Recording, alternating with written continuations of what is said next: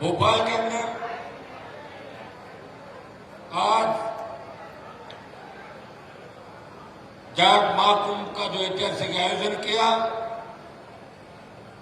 और 1 लाख से ज्यादा संख्या के अंदर पहुंच के मध्य प्रदेश के जवानों ने जाट समाज के बुजुर्गों, माताओं, बहनों और तमाम देश के कोने कोने से अपने अपने साधनों से इस महाकुंभ को सफल बनाने आए तमाम मेरे भाइयों का मैं हृदय से इस झीलों की नगरी भोपाल के अंदर स्वागत करता हूं, अभिनंदन करता हूं। जोरदार जयकारा लगाएं। जय बोले जगाजी महाराज की। पहले जब हम बच्चे थे, स्कूल में पढ़ा करते थे, तब मध्य प्रदेश का नाम आता तो हम सोचा करते थे कि जाटों की संख्या कम है। हमारे उधर अकाल पड़ते थे और लोग मालवा की तरफ जाते थे और मालवा जहां की जमीनें सबसे उपजाऊ देश के अंदर, और मालवा की एक खासियत है, जो मालवा के अंदर आ गया वो मालवा का होकर रह गया। और मध्य प्रदेश जब हमने देखा पिछले 15-20 साल से जिस तरह मध्य प्रदेश का जवान आगे बढ़ा, जिस तरह हमारे समाज के नौजवानों ने, हमारे समाज की बेटियों ने, चाहे शिक्षा का क्षेत्र हो, चाहे बॉर्डर पर शहादत देने की बारी हो, चाहे अन्न उत्पादन की बारी हो, और चाहे किसान आंदोलन के अंदर अगर मंदसौर में नेतृत्व करके देश में कर्ज माफी का आंदोलन की हवा अगर किसी ने बढ़ाई, तो राजस्थान की हुंकार रैलियों के बाद मध्य प्रदेश के किसानों ने हमेशा किसान के लिए और समाज के लिए, हमारे समाज के लोगों ने बलिदान दिया, वो इस इतिहास से भुलाया नहीं जा सकता। मंच में उपस्थित मेरे भाई, और यहां पे हमेशा हम तो एक नाम सुनते हैं, कमल पटेल जी। पहले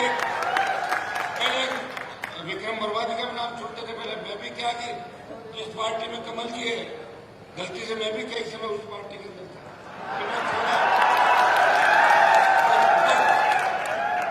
क्योंकि हमारी मजबूरियां थी। वहां पे पिताजी ने बीजेपी ज्वाइन कर ली और मुझे कसम दिला दी कि बेटा कांग्रेस में कभी मत जाना। मैं पिताजी की आज्ञा का पालन करता रहा। और उस जगह मारवाड़ के अंदर जहां भारतीय जनता पार्टी का कोई नाम लेवा नहीं था, उस जगह मेरे पिताजी बीजेपी के अंदर आए तो नाथूराम मिर्जा का दबदबा था। आप तो जानते सारी बातें। और यूनिवर्सिटी का अध्यक्ष रहते हुए मैं लगातार लंबा चलता रहा। मेरा संघर्ष आपने देखा। लेकिन भाइयों, मुझे इस बात की खुशी है कि देश के अंदर सबसे बड़ी 22% पॉपुलेशन राजस्थान के अंदर जाट समाज की है। वहां क्षेत्रीय पार्टी बना के राजस्थान के जवानों को अगर दिशा देने का किसी ने काम किया, तो नागौर के सांसद ने धौलपुर से बाड़मेर और डूंगरपुर से लेकर गंगानगर तक किसान के बेटों को एकत्रित किया। जब आपको मेरी आवश्यकता पड़ी, यदुवीर जी अभी कहना भूल गए थे कि जब देश के अंदर मैं बीजेपी से गठबंधन के बाद एमपी बना था, और गठबंधन जब होता है तब ताकत होती है किसी के पास। मेरे पास ताकत थी, बीजेपी ने गठबंधन किया और बीजेपी के वोट मुझे मिले और 16-18 जगह भारतीय जनता पार्टी का प्रचार मैंने किया। मैं दिल्ली चला गया, हरियाणा, पंजाब से किसान आंदोलन चला, हरियाणा, उत्तर प्रदेश के अंदर हमारे मलिक साहब भी बैठे, ये सब मोर्चा संभाल रहे थे। लेकिन लोकसभा के अंदर इस कौम के लिए अगर किसी ने कुर्बानी दी देश के अंदर, वो हनुमान बेनीवाल था। इसलिए मोदी का साथ छोड़ के 70 दिन अगर सड़क पर कोई बैठा और नेशनल हाईवे NH8 को जाम किया, तो मैंने ही किया था। ये बात भी अधूरी थी। जब आप जाट समाज की बात करते हो इस बात को भी दोहराना आप हमेशा, क्योंकि आपकी बात मुझे अच्छी लगी, आपकी बात तो मुझे अच्छी लगी, लेकिन जाट महासभा का मतलब ये नहीं है कि 4-5 लोगों की महासभा हो। जाट महासभा का मतलब है कि समाज के कुछ प्रत्येक योद्धा की, चाहे वो किसी भी पार्टी में संघर्ष करे, किसी भी परिस्थिति में संघर्ष करे, और कौम पे जब संकट आए तो सबसे पहले आगे आए उस व्यक्ति का भी नाम आपको उत्तर प्रदेश से, इनको राजस्थान में राजनीति नहीं करनी। और मैं ऐसा व्यक्ति हूं कि अभी अभय सिंह भी चौटाला चले गए जो हरियाणा से थे। दो ही व्यक्तियों ने, एक तो मैंने सत्ता छोड़ी, कमल जी को पता है कि मैं दिल्ली के नंबर 1 और 2 के कितना करीब था, सिर्फ आपकी भावनाओं के लिए। मैंने कहा मेरे भाई सोशल मीडिया पर मुझे गालियां दे रहे, हनुमान तो मोदी गोदी में बैठ के जाते, छोड़ो छोड़ो छोड़ो। मैंने कहा ये छोड़ा। और राजस्थान बॉर्डर पे मेरे आंदोलन को मीडिया ने कम इसलिए दिखाया, ये तो जी को पूरी कहानी पता है। मैं गया, हाईवे जाम किया, गृह मंत्री ने मुझे फोन किया, उस समय हमारा पूरा नाता रिश्ता टूटा नहीं था, बीजेपी के अंदर था, और मैंने 10 दिन का अल्टीमेटम दिया। और जब 10 दिन का अल्टीमेटम दिया, उस अल्टीमेटम के दौरान अशोक गहलोत ने सोचा कि हनुमान आके बैठ जाएगा तो सारा पॉलिटिकल फायदा उसको हो जाएगा, तो कुछ लोगों को वहां पर बिठा दिया बॉर्डर पर। जब मैं 50,000 से 1 लाख की संख्या लेके वहां गया, तब मैंने देखा कि मेरे भाई आगे बैठे हैं। मैं समझदार रहता हूं, भाइयों के अंदर झगड़ा नहीं होने दिया। 300 मीटर दूर दूसरा तंबू लगा के बैठ गया था। तो आप इस बात को जानते हैं। और भाइयों से इस राजस्थान प्रांत में, मध्य प्रदेश के अंदर तो आपकी मजबूरी है कि अगर बीजेपी और कांग्रेस में नहीं रहो तो ऐसी परिस्थितियां नहीं है कि आप एमएलए एमपी बन जाओ। मैंने पूरे मध्य प्रदेश की एक चीज को देखा। मैं धन्यवाद दूंगा कमल जी को कि किन परिस्थितियों में लड़े, और एक सीख भी दूंगा बड़े भाई है, जब अपने समाज के कार्यक्रम हो और कोई अपने विचार व्यक्त करे तो गुस्सा कम किया, क्योंकि यही वो जवान है जो अपने काम आते हैं और अपने जय जयकार करते हैं। घर में भाई भी नाराज हो जाते हैं। यदुवीर जी ने अच्छी बात कही कि हमें समाज की बात समाज के मंच में करनी चाहिए। पॉलिटिकल बात अगर हम नहीं करें तो हम कोई पागल थोड़ी जो घूम रहे, क्यों घूम रहे भाई यहाँ पे? टाइम नहीं खराब होगा। मुझे बताओ क्या मुझे मध्य प्रदेश से चुनाव लड़ना है क्या? मेरा 3 दिन का टाइम मेरा आने जाने का जाएगा, तो अगर तुम्हें संदेश ही नहीं देके जाऊंगा मैं खाली थोड़ी बैठा, फालतू क्या? मैं आया हूं मेरे भाइयों की मदद करने के लिए, हौसला अफजाई करने के लिए। लेकिन एक बात और कहकर जा रहा हूं, मैं मध्य प्रदेश के अंदर राष्ट्रीय लोकतांत्रिक पार्टी को चुनाव लड़ा के समाज में दरार पैदा नहीं करूंगा। ये गलत है। ये भी थे, उत्तर प्रदेश के चुनाव थे, मैं भी ओबीसी की तरह इनके चक्कर में चढ़ के खड़ी कर देता आरएलपी को, मिल जाता हेलीकॉप्टर, घुमा देता जगह जगह। वोट किसके टूटते, वोट ये भी जानते किसके टूटते, लेकिन हनुमान बेनीवाल ने वो काम नहीं किया। हरियाणा के अंदर चुनाव थे, लोकसभा में गठबंधन में था, फिर भी भूपेंद्र हुड्डा उनके बेटे के खिलाफ बीजेपी के नेताओं के कहने के बावजूद भी नहीं गया प्रचार करने, और ये तमाम लोग हनुमान को और उनके परिवार को हराने वहां उन जगहों पर आए। तो सौदा बराबर का होता है, एक तरफा नहीं होता। लेकिन मैंने हमेशा बलिदान दिया। मेरा पूरा इतिहास जब उठा के आप देखोगे कि राजनीति के अंदर कमल जी मंत्री बने, मैं भी बन जाता 2003 के अंदर। मेरा कौन था वसुंधरा, जमीन का झगड़ा तो था नहीं मेरा। वसुंधरा 3 में मंत्री बनता, 8 में फिर बनता कपाड़ा बदल के, 13 में फिर बनता, 18 में बनता और मोदी जी के साथ दिल्ली में बढ़ जाता। भाइयों, किसान आंदोलन में अकाली चले गए, वो तो सत्ता का सुख भोगे हुए थे, मुख्यमंत्री से लंबे समय तक क्या फर्क पड़ गया?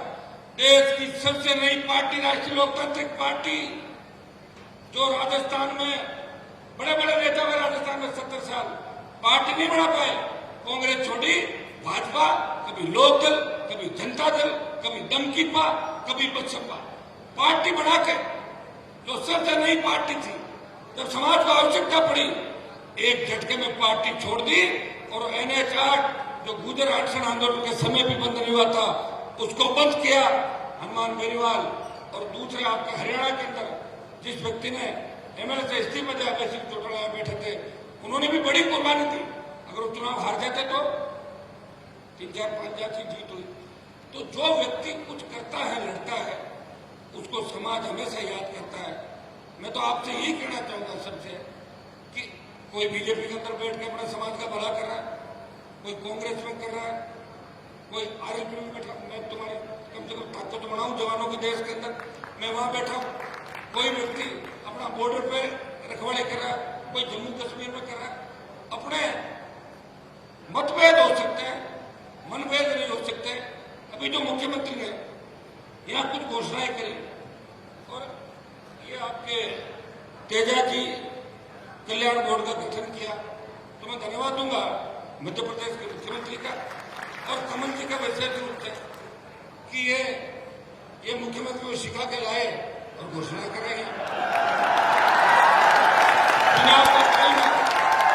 और ये भी कहा होगा कि 1 लाख बैठे यहाँ पे, सारे साधन संपन्न है और वो भी किसान वर्ग से आते हैं मुख्यमंत्री, OBC के व्यक्ति है। अपने समाज के प्रति मेरे हिसाब से उनकी भावनाएं ठीक है, ठीक बात करके गए। ये वीर तेजा जी कल्याण बोर्ड का गठन किया तो इसमें कमल जी फिर अध्यक्ष किसी तेजा जी के भक्त में बनवाना, एक मंत्री का दर्जा और मिल जाएगा। एक तेजा जी महाराज के निर्वाण दिवस तेजा दशमी पर 1 दिन का जो अवकाश किया उसके लिए भी आप बधाई के पात्र हो, क्योंकि ऐसा है करेंगे तो कोई जो सरकार के अंदर होंगे, लोकतंत्र के अंदर 2 ही लोगों की चलती है, या तो सत्ता की चाबी हो, अपने लोगों का भला कर लो, या जनता की ताकत हो, सरकार को झुका दो। जनता की ताकत से प्रयास करें।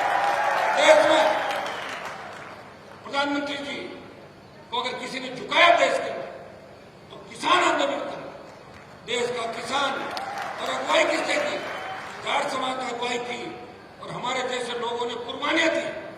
कई लोग, कई महिलाएं, 1000 लोगों ने शहादत दी। तो भाइयों उसके बाद 3 कृषि बिल वापिस हुए थे। तो ये तो इतिहास है, इसलिए अपनी कौम के इतिहास की बात करना कोई पॉलिटिकल बात नहीं होती। हमारे भाई जो हुड्डा जी ने गीत प्रस्तुत किया था, मैं इनके सुनता रहता हूँ। उस समय चूंकि मैं हरियाणा में राजनीति नहीं करना चाहता, इसलिए आप कह रहे तो वो दोनों तीनों टीकरी बॉर्डर और जो 2-3 बॉर्डर थे वहां भी नहीं गया, मुझे पता था। वहां तो हमारे एक बार हमारा समाज के CM बन गए, वही बहुत है। 15-20 में जो CM के दावेदार पहले से बैठे, लेकिन मैं ऐसी जगह जाके अपना समय नहीं खराब करता और अपने लोगों को मदद करता हूं। और इसीलिए देश के नौजवान हनुमान बेनीवाल से प्यार करते हैं। एक बात लोग और कहते हैं हनुमान बेनीवाल तो नौजवानों को खराब कर रहा है। आप ये बताएं, अगर मैं ही नौजवानों को खराब कर रहा हूं, उस देवता के दर्शन करवा दो जो नौजवानों के नेतृत्व कर रहा हूं, उसे दर्शन करवा दो। भाइयों, जब अग्निपथ आया था देश के अंदर, इस लोकसभा के अंदर कांग्रेस पार्टी ने अग्निपथ का विरोध नहीं किया। वोट के लिए आ जाएंगे कांग्रेस के लोग आपके बीच। मैं उस दिन था लोकसभा के अंदर, मैंने कांग्रेस के लोगों से बात करी। मैंने कहा अग्निपथ के मामले में आप लोग भी साथ रहो। मैं तो एक हूं अंदर भाई, संख्या तो दूसरे दलों की ज्यादा है। तो कांग्रेस वालों ने कहा हम भी अग्निपथ की बात करेंगे। और जैसे ही लोकसभा चली, इतने में कांग्रेस वाले दूसरी तख्ती लाए और मेरे हाथ में थी अग्निपथ, वो लाए ED की कार्रवाई बंद करो, सोनिया पे भ्रष्टाचार का आरोप कम करो। अकेला व्यक्ति पार्लियामेंट में लड़ रहा है। मेरे परिवार की कोई सेना में नहीं है, लेकिन मुझे लड़ना था देश के जवानों के लिए। आज इतिहास उठा के आप देखोगे कि आजादी के आंदोलन से लेकर 62, 65, 71 कारगिल की लड़ाई के अंदर अगर सबसे ज्यादा शहादत किसी कौम ने दी, हमारी कौम ने दी। अग्निपथ का सबसे बड़ा अगर नुकसान होगा हमारी कौम का होगा। इसलिए भाइयों, हनुमान बेनीवाल के मन के अंदर इस कौम के प्रति पीड़ा है। मंत्री तो 20 साल पहले बन जाता, मंत्री बनना ही नहीं मुझे, संतरी बढ़ के सेवा करनी है आपकी। जब चाहूं दिल्ली में बढ़ जाऊं और जब चाहूं राजस्थान में 5-7 मंत्री बनवा लूं, ये काम नहीं करना। मुझे करना है राजस्थान की सत्ता पे तेजा जी के भक्त को राजस्थान का मुख्यमंत्री बनाना। और मैं आपको यह भी विश्वास दिलाता हूं, मैं दूसरे नेताओं की तरह नहीं हूं कि हरियाणा के अंदर अगर जनाधार खो गया तो राजस्थान में आ रहे हैं, राजस्थान में आके मेरी कॉन्स्टिट्यूंसी में आ रहे हैं, कोई नकली ईंट दे रहा है, कोई दूसरे पैसे देके जा रहे हैं। भाई हमने तो ये काम नहीं किया। और मैं उनको चेतावनी देना चाहता हूं कि आप मेरे इलाके के अंदर आके मुझे छेड़ोगे तो मैं 1 रुपया कोई डालता है 100 रुपया उसका जरूर डालता हूं। अग्निपथ के खिलाफ देश में एक ही प्रदर्शन हुआ था। जोधपुर में 2 लाख जवानों की रैली करके हमने दिल्ली सरकार को चेतावनी दी कि अग्निपथ वापस लो और ये अधिकारियों के कहने से जो अग्निपथ आया इसको हमारे जो बच्चे हैं सेना के अंदर जो जा रहे हैं अग्निवीर बनने के बाद जिस तरह वापस आ रहे हैं, ये कमल जी बैठे हैं, ये बात दिल्ली में आप ये समझाओ कि हिमाचल के अंदर जो सरकार आपकी गई और कर्नाटक के अंदर आ रहे हो तो ये अग्निपथ योजना का बहुत बड़ा असर हिमाचल के अंदर और कर्नाटक के अंदर है। और समय रहते अगर आप मामले को नहीं संभालोगे तो अब की बार जो महाभारत हो रहा है ना 4 स्टेट के अंदर, अगर ये चले गए फिर कुछ भी नहीं बचेगा। फिर मैं लूंगा, मैं आपसे बात करूंगा तो तैयार हो, कोई दिक्कत नहीं, अपन मिलने का दोनों भाई कर लेंगे, लेकिन फिर ये मामला हाथ से चला जाएगा। और एक बात, आज हमारी बेटियों का हम सम्मान कर रहे हैं, जो मेडल लेके आई, अंतर्राष्ट्रीय स्तर की हमारी बेटियां, पहलवान बेटे रुको, जंतर मंत्र पे बैठी है। मुझे लोगों ने कहा बाहुबली है, मैंने कहा जाटों से बड़े बाहुबली कौन हो गए देश के अंदर भाई। मैं सबसे पहला एमपी हूं देश का, सबसे पहला सांसद, पुरुष सांसद तो कोई भी चला गया होगा, देश का पहला सांसद जंतर मंत्र पे जाता है। मेरे नागौर की तो किसी लड़की ने इंटरनेशनल मेडल नहीं लिया। हरियाणा यूपी की बच्चे हैं, सारे बच्चे हमारे। अगर हम राज्यों में और जिलों में बांट लेंगे कौम को तो फिर बचेगी कहाँ बचेगी बताओ मुझे। हम जब देश के अंदर सब एकजुट होते हैं और उसके साथ हमारे साथ जाट, गुजर, धाकड़, यादव, दूसरी और हम कम्युनिटी को सबको साथ लेते हैं, डांगी, पटेल, पाटीदार, तब जाके किसानों का कुनबा बंटा। चौधरी चरण सिंह इसलिए प्रधानमंत्री बनते थे कि मुस्लिम से तमाम जातियों को देश में साथ लेके चले थे। भाइयों, उन बेटियों को न्याय दिलाने अगर सबसे पहले गया और पूरे राजस्थान के अंदर 33 जिला मुख्यालयों पे उस बाहुबली के खिलाफ प्रदर्शन करा के पहलवानों का समर्थन किया तो नागौर के सांसद ने किया था, किसी कांग्रेस के नेता ने नहीं किया था, हमारे। मैं आपको इतना विश्वास दिलाता हूं कि आपकी हर लड़ाई के अंदर हम आपके साथ हैं। मेरे पास नौजवान आए थे जिन्होंने कहा कि हमारे समाज के जो महापुरुष हुए थे,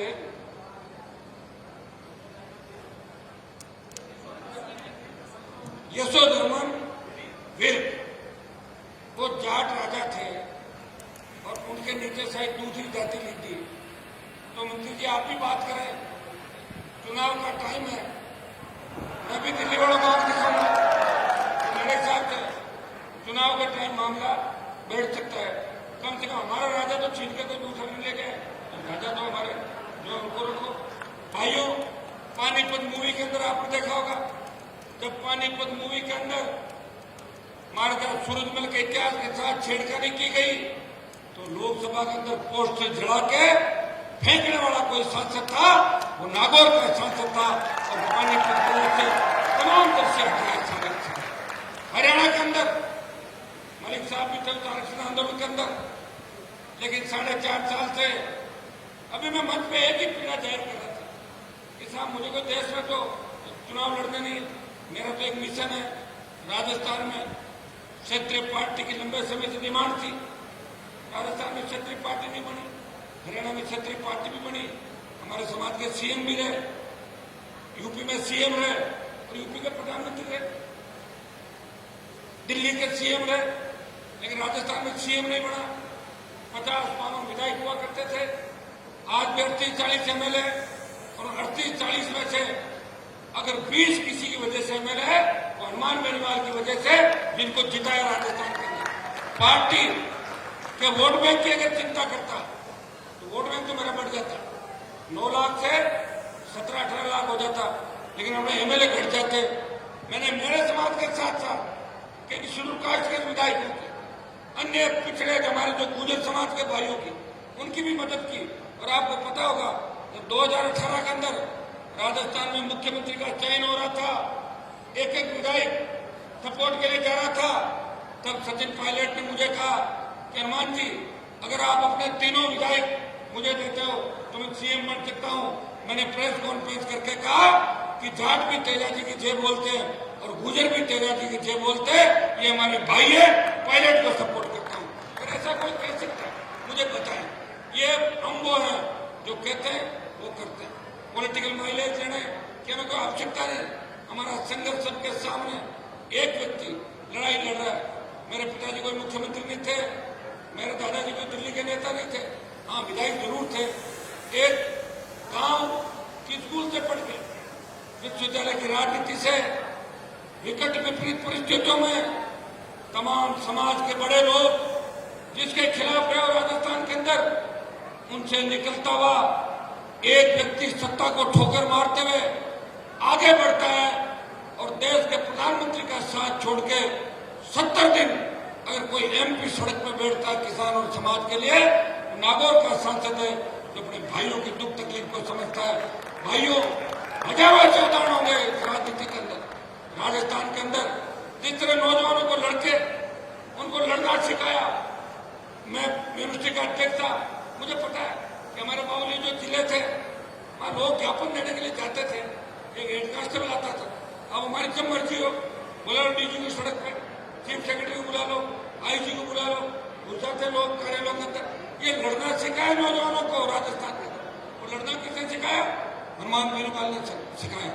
और मेरा कोई एक बिजनेस होता, मैं कोई गलत काम करता तो निश्चित रूप से ईडी और सीबीआई और सीआईडी मेरे घर पे भी आ जाती। आप अच्छी तरह इस बात को जानते हो। हनुमान बेनीवाल संघर्ष कर रहा है आपके लिए। मैंने एक घोषणा इसलिए की कमल जी यहाँ पे कि कल को आप ये सोच लो कि चुनाव का टाइम है कि हनुमान जी को तो या चुनाव आरोपी को नहीं लड़ना, वैसे लोग लड़ा सकते हैं, पॉलिटिकल पार्टी कहीं भी उम्मीदवार खड़े कर सकती है, लेकिन मुझे चिंता है मेरे समाज की, मेरे भाइयों की, कि मैं अगर मध्य प्रदेश, हरियाणा, यूपी या दूसरी जगहों पे कैंडिडेट लड़ाऊंगा तो मेरे समाज का और किसानों का नुकसान होगा। इसलिए मेरा उद्देश्य सिर्फ राजस्थान है, और राजस्थान के अंदर मैं विश्वास दिलाता हूं कि इस बार जिस तरह नौजवानों की भुजाएं फड़क रही है, जिस तरह तेजा जी के भक्त राजस्थान की सड़कों पर निकले, इस बार मुकाबला कांटे का होगा। कांग्रेस तीसरे नंबर पर चली जाएगी और मुकाबला राष्ट्रीय लोकतांत्रिक पार्टी और भारतीय जनता पार्टी का राजस्थान के अंदर होगा। इस बात का आपको ध्यान रखना है। मैं ये तो नहीं कहूंगा चुनाव आपका साथ साथ है, या आप अपने हिसाब से काम करें, लेकिन राजस्थान में मेरा ध्यान जरूर रखना, क्योंकि आप अगर मेरा ध्यान रखोगे तभी मैं जयपुर और दिल्ली के अंदर आपका ध्यान रख पाऊंगा। भाइयों, आज कुछ हमारी जो डिमांड थी, कुछ